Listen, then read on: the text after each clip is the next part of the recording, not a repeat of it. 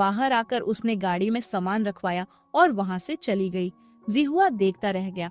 घर पहुंचकर पूछ रही है, कैसा है मास्टर लू? कहते हैं अच्छा है, दोनों के हिसाब से बहुत बढ़िया। क्या 2 लोग वह फोन कर कह रहा है, मेरे कपड़े और सारी जरूरत के सामान यहाँ पर भेज दो। वह उसे रुकती हुई कह रही है, यह क्या कर रहे हो? उसने फोन कट किया तो कहने लगी, मैं स्ट्रेंजर्स को अलाउ नहीं करती। वह उससे पूछ रहा है, तुम ही फैमिली को छोड़ दिया है, फिर भी तुम मेरी फीलिंग को एक्सेप्ट क्यों नहीं कर रही हो? तुम मुझसे क्या चाहती हो? अपने दिल पर हाथ रखकर कहो और मेरी गर्लफ्रेंड बन जाओ। मास्टर लू, आप यह क्या बात कर रहे हो? सारा शहर जानता है कि मैं ही फैमिली की डॉटर इन लॉ हूँ। अगर मैं तुम्हारे साथ में रहूंगी तो हमारे पीठ पीछे लोग बाग पता नहीं क्या क्या बातें बनाएंगे। मुझे किसी की परवाह नहीं है। और उसे गोद में उठा लिया, उसे बेड पर लिटाया और उसके ऊपर लेटने ही वाला था। वह कहती है, अपनी फैमिली और फ्रेंड के बारे में तो सोचो, उन सबको मैं देख लूंगा और उन्हें तुम्हें चोट भी नहीं पहचाने दूंगा।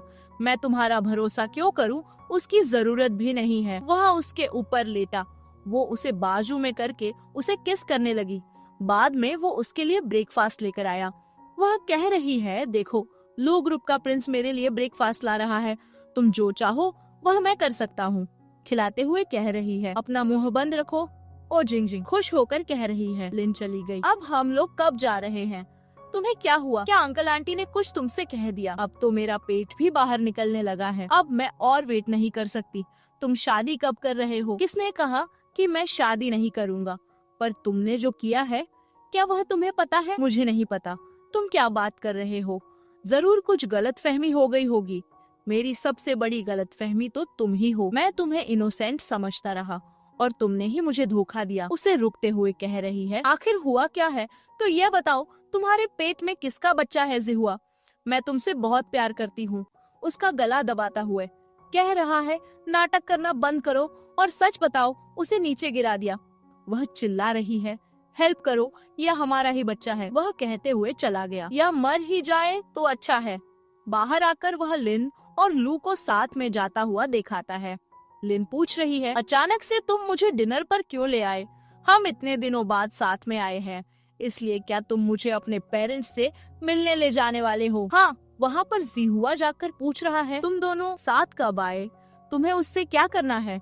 इसी की वजह से तुम्हें ही फैमिली को छोड़ने की जल्दी थी। वह उससे कह रही है, अब मेरा तुम्हारे साथ में कोई संबंध नहीं है।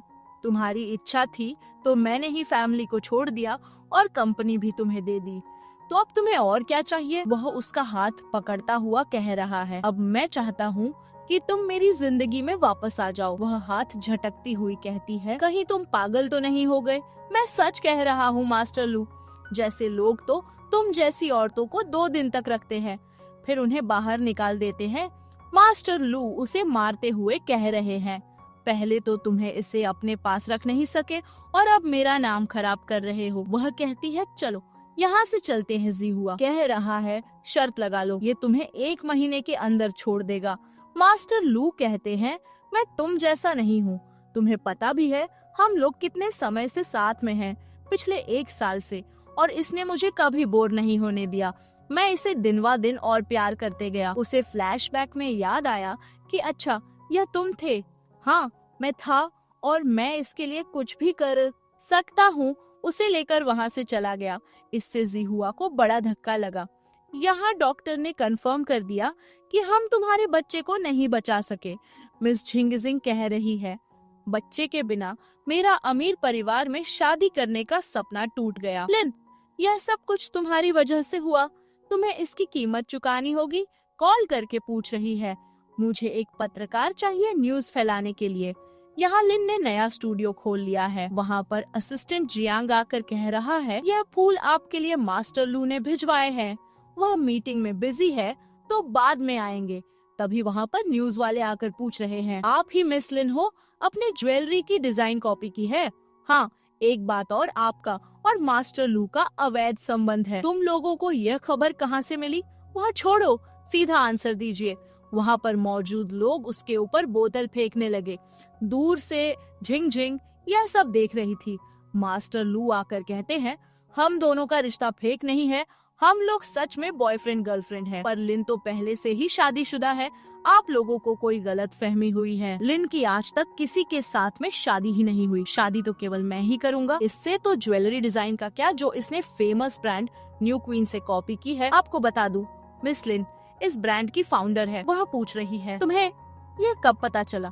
यहाँ फ्लैशबैक दिखाया गया, जब उसने उसके साथ में रात बिताई थी, तभी मास्टर लू फोन लगाकर लिन के बारे में सारी सच्चाई पता लगा ली थी।